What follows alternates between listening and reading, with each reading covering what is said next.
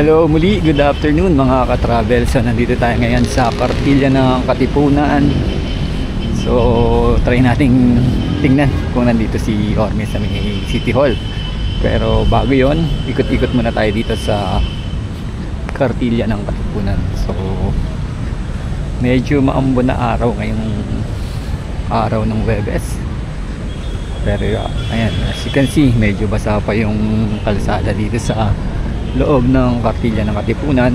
At syempre napakalinis dahil syempre winash out din to ng mga staff ng mga cleanliness drive dito sa Manila.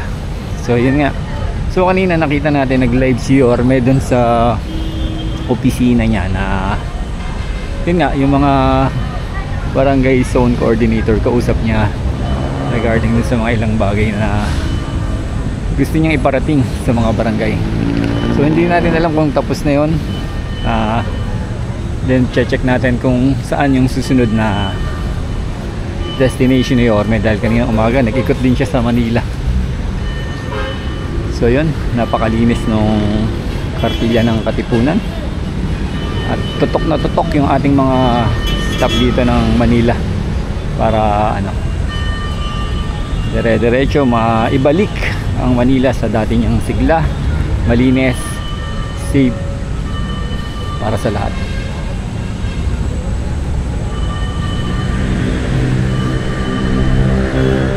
So yun nga, ito rin talaga yung pioneer na paglilinis na ginawa ni Orme nung unang upo niya, nung first term niya. So as you can see, talagang tinututukan ng mga staff dito. Yan, kagaya ngayon, yan, makita nyo, nililinis talaga yung mga dahon na nalalaglag.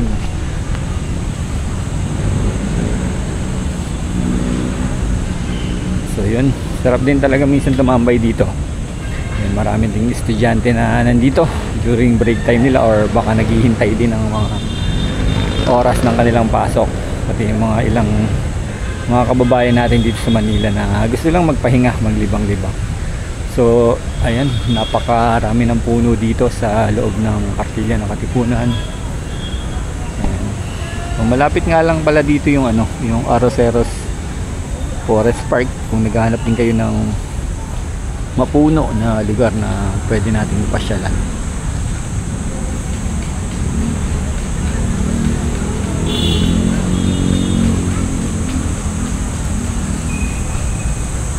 So ikot-ikot lang tayo dito, baka sakali ma-tsyempohan natin si Orme na iikot-ikot din.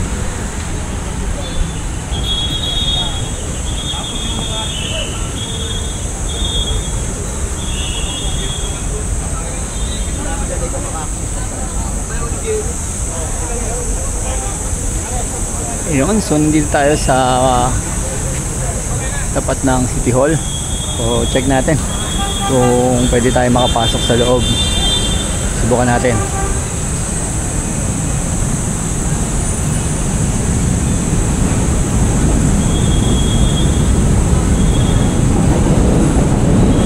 So yan ang LRT1. Dahil itong City Hall ng Manila is malapit sa train station. So ang pinakamalapit na train station dito is the Central Terminal Station. So pag bumaba kayo ng Central Terminal, then meron kayong mga kailangan lakarin dito sa City of Manila, dyan lang yung baba. So next to Carriedo Station to, kaya medyo malapit din to sa Quiapo.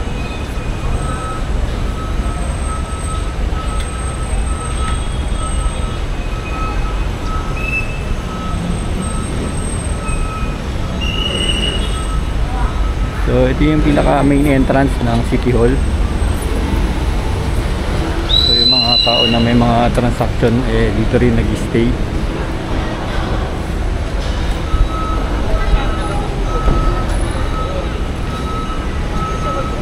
Akit mo siya sa office niya.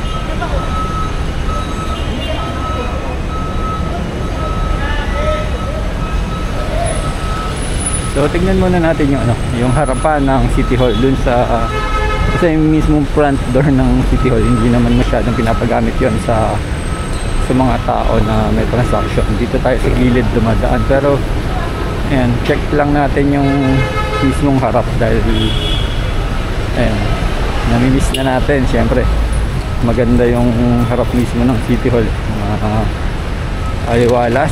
So silipin natin kung tayo ay makakapasok doon. So ito yung pinaka parking area ng City Hall ng Manila. Kung may dala kayong mga sasakyan, ayan, dito nagpa-park yung mga motorcycle at saka yung mga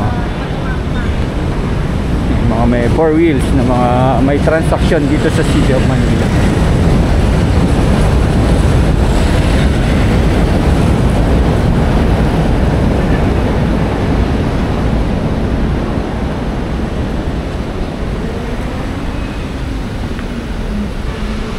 So I think nandun sa loob si Yorme dahil naririnig natin nag-uusap kanina yung mga ilang staff na nandun nga po sa Mayor's Office, si Yorme Isko. So tingnan natin mamaya, matatimingan natin na lumabas si Yorme at masundan natin sa kanyang mga pag-ikot dito sa Maynila. So pumunta lang natin tong harap. Namimiss ko na rin yung itsura ng harap ng City Hall, yung pinakapasad niya. So ito nga yung mismong harap ng City Hall yan. Ito yung pinaka front na pasad na City Hall, erected 1939.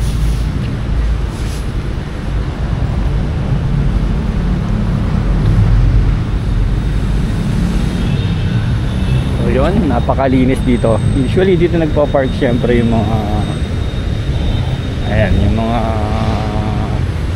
VIP ng ating City Hall. So walang masyado, hindi pinapagamit in public dahil siguro dito syempre yung mga ano,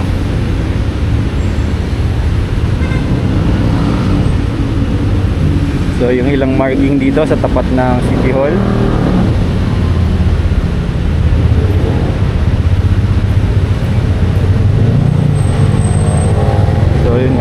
Check natin sino nga pala ulit itong bantayog na nandito kung sa marking na ito. Tingnan natin. So nawala yung pinaka ano, siguro gagawin pa lang kasi ang alam ko si ano to eh, si Sir ano to eh, Lacson, Arsenio Lacson, or kung di ako nagkakamali. Pero nawala dahil nga for siguro inaayos no, bagong tiles lang yung ano, yung harap.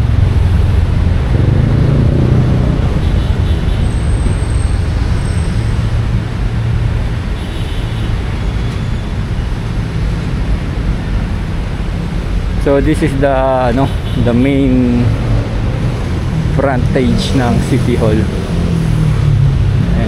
Ginagamit na rin pala ng iba. So kaya lang syempre nakasanayan na dun nga sa gilid dumadaan.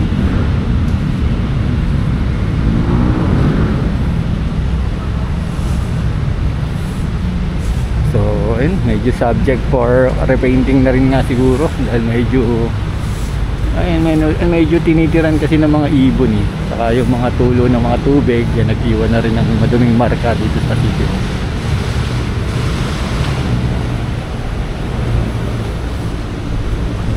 So ikot-ikot lang tayo dito sa Manila habang hindi malakas ang ulan.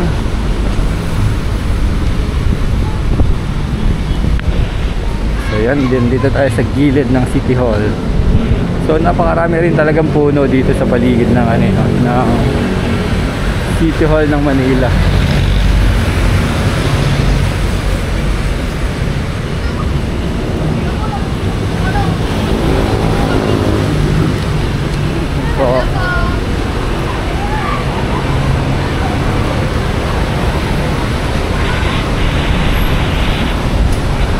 So yan, nakasalubong natin ng mga ilang mag-aaral dito sa mga schools dito sa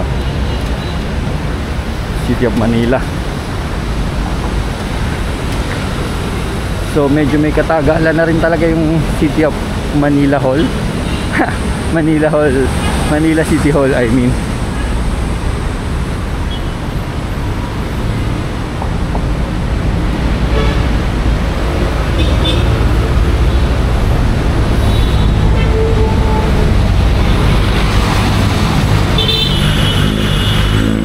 ito yung pinaka ano eh, Top Avenue.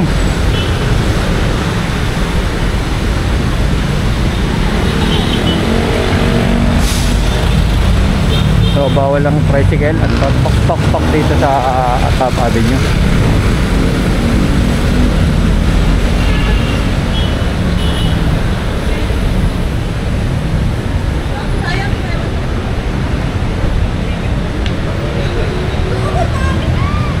Ayan. So ito yung side entrance dito sa Top Avenue. Ito yon.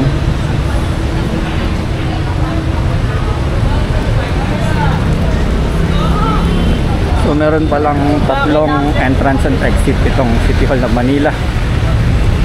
So yung isa dun sa may LRT railway side, at yung isa dito sa Top Avenue. Tapos yung isa dun sa pinakaharap. So ayan, try natin tumawid dito sa Lagos Nilad papunta dito sa ilalim, which is ito nga rin yung isa sa dating inayos ni Yorme na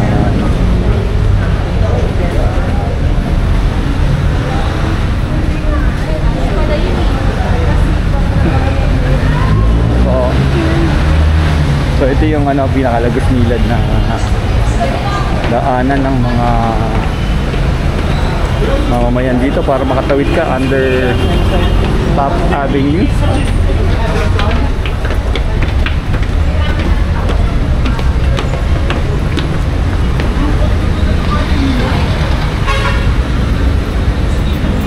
So yun, halos nakaikot na tayo sa paligid ng City Hall of Manila. So ayan, balik na rin tayo sa Kartilya ng Katipunan.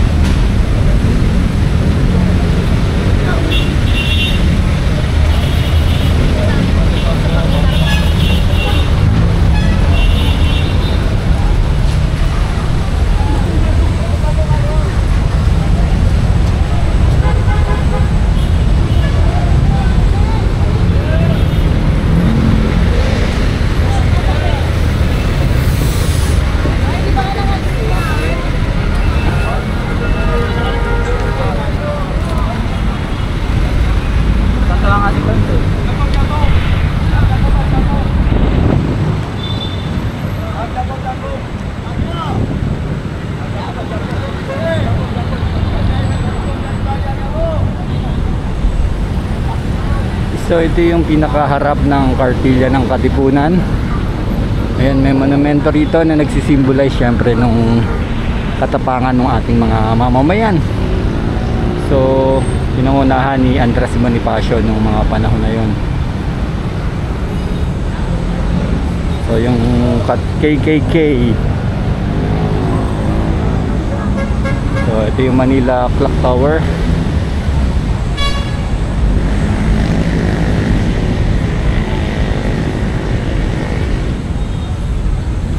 So yun, nakaikot na tayo sa paligid ng City Hall.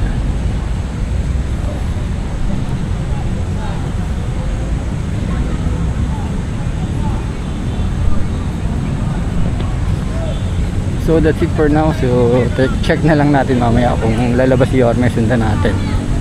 So God bless, thanks for watching guys, and keep safe po sa lahat. May tuta na nagagala dito.